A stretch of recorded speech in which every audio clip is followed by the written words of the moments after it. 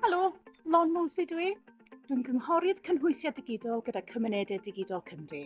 Heddiw yma, dwi wedi dod i Llyfrgell Caergybi i cael gweld gwaith partneriaeth newydd da ni wedi bod yn cefnogi o'r enw Digidol ar y cyd. Mi fydda ni'n cael cipolwg heddi o'i sesiynau Teisen a Thechnoleg.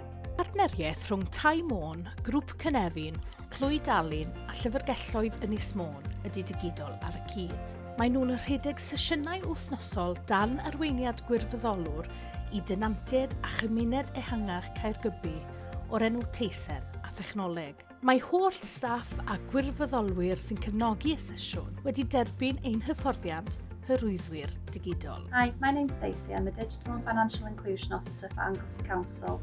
I've come along today to work with other agencies to support people with their digital skills. Mae'r sesiwn yn dechrau gyda gwirfoddolwr yn trafod pwnc penodol. Manteision ac anfanteision cyfrifon ar-lein oedd hon. Ar ôl paned a theisen, mae nhw'n cael dewis help penodol a chael mynd at aelodau staff gwahanol. Pynciau heddiw oedd negeseuon a galwadau, gwrando ar cerddoriaeth a phodlediadau, talu biliau neu cymorth cyffredinol gyda'i dyfais. Da chi wedi gweld hwn yn ddefnyddiol? Am 2 awr, ond dyma beth ni wedi ddysgu werthfawr iawn. Mae gweithio mewn partneriaeth wedi bod yn fuddiol i'r mudiadau a'r mynychwyr.